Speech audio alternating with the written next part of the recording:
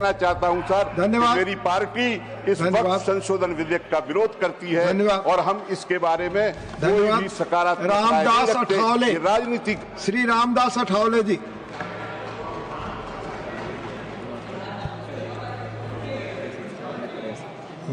Deputy chairman sir, इतनी हो गई है रात, मैं कर रहा हूं वक्त बिल पर बात। मैं दे रहा हूं मोदी जी को साथ, मैं दे रहा हूं मोदी जी को साथ, इसलिए कांग्रेस को मैं दिखा रहा हूं हाथ। मोदी जी तो मुसलमानों की बात करते हैं, मोदी जी तो मुसलमानों की बात करते हैं, लेकिन कांग्रेस वाले मुसलमानों का आघात करते हैं। मोदी जी तो गरीबों की बात करते हैं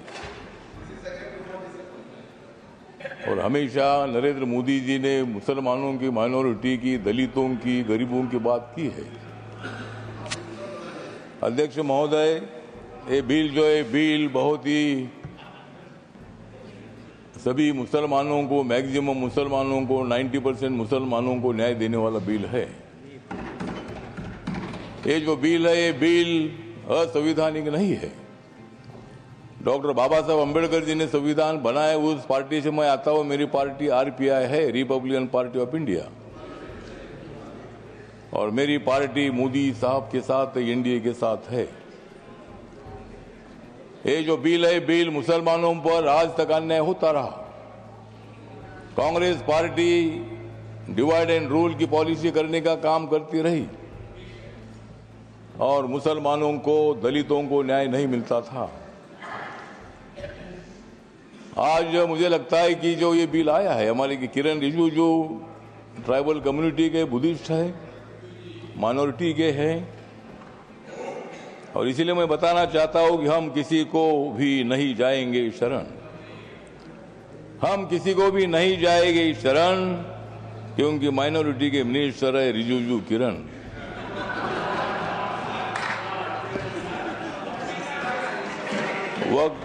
वक्फ बिल का हम करते हैं स्मरण, वक्फ बिल का हम करते हैं स्मरण, लेकिन अपोजिशन को हम करा देंगे हरण।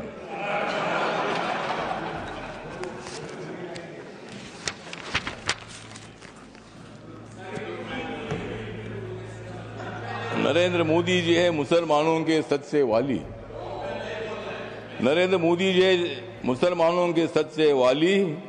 खरगे साहब बजाओ जोरदार ताली।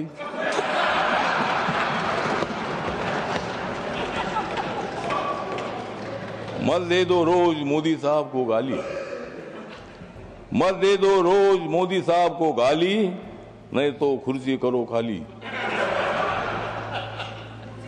विरोधी दलों की रात हो रही है काली, विरोधी दलों की रात हो रही है काली, नड्डा साहब बजाओ तुम भी ताली।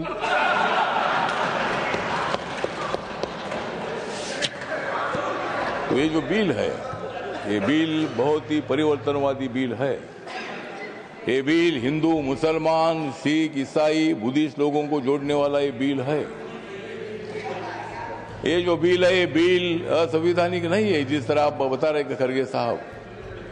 संविधान बाबा साहब ने लिखा है, आप भी बाबा साहब के अनुयायी है, मैं भी अनुयायी हूं। और आप जिस कांग्रेस पार्टी में, खरगे साहब, जब कर्नाटक में आपको मुख्यमंत्री बनाने का मौका आया था, तब उन्होंने नहीं बनाया आपको, और मुझे भी मंत्री बनाने का मौका आया था, आपने मंत्री नहीं बनाया, मैं इसलिए इधर आया। मैं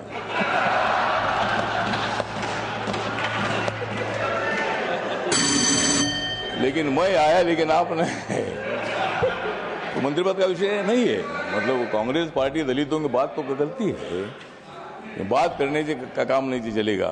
जिस तरह मोदी साहब निर्णय लेते हैं, मोदी साहब सत्ता में आने के बाद उन्होंने बहुत सारा परिवर्तन करने का काम किया है।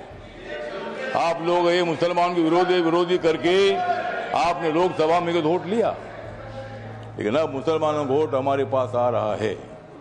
ये बिल पास होने के बाद सारे मुसलमान हमारे साथ आएगी, आपके साथ तो कोई नहीं रहेगी। हमारे साथ मुस्लिम समाज आएगा, हमारे साथ दलित समाज आएगा, हमारे साथ सिख समाज आएगा, हमारे साथ क्रिश्चियन समाज आएगा, ओबीसी समाज आएगा, ब्राह्मण समाज आएगा, सब समाज आएगा। हाँ, उनके पास कुछ नहीं रहेगा, मतलब उनके पास कुछ नहीं रहेगा तो ठीक बात, कुछ ना कुछ उधर भी होना चाहिए। अपोजिशन की हमें आवश्यकता है, कुछ वोट उनको मिलना ही चाहिए, लेकिन मैक्सिमम वोट हमको मिलेगा। और ये बिल पास होने के बाद नरेंद्र मोदी जी चौथी बार देश के प्रधानमंत्री बनेंगे, और नरेंद्र मोदी जी बनेंगे तो मैं भी बनूंगा। तो इसी तरह मतलब कहने का मतलब इतना है कि इस बिल का समर्थन करने के लिए मैं खड़ा हूँ। व्यक्त कम है, मेरी पार्टी छोटी पार्टी है, लेकिन मेरी पार्टी आगे बड़ी पार्टी हो जाएगी। लेकिन अभी मैं अकेला मेंबर हूँ, लेकिन मैं जो मेरी पार्टी है, ये पार्टी बिल का समर्थन करती है, और ये बिल लोकसभा में पास हुआ है, ये राज्यसभा में भी पास हो जाएगा, और हम मुसलमानों का कल्याण करने के लिए हम आगे बढ़ते रहेंगे। इतना ही मैं बात करता हूँ। धन्यवाद, नमस्कार, प्रणाम। लेकिन जाते जाते थोड़ा सा किरण जी को मेरा कहना है कि बोध गया में जो हमारा महाबोधि महाविहार है, वो बौद्ध समाज का है। वहाँ गौतम बुद्ध को ज्ञान प्राप्ति हुई थी। वहाँ लगातार 50 दिनों से आंदोलन चल रहा है, और वहाँ का जो ट्रस्ट है 1949 का कानून है, उसमें 4 हिंदू है और 4 बुद्धिस्ट है। तो वहाँ के बौद्धों की मांग ऐसी है कि भाई वो सभी मेंबर अपने होने चाहिए, अगर सरकार कर सकते हैं। धन्यवाद, करिए, इतना मैं बताना चाहता हूँ, और इस बिल का समर्थन करता हूँ। धन्यवाद। श्री गुलाम अली जी। शुक्रिया डिप्टी चेयरमैन सर। मैं आज इस मौजूद ईवान में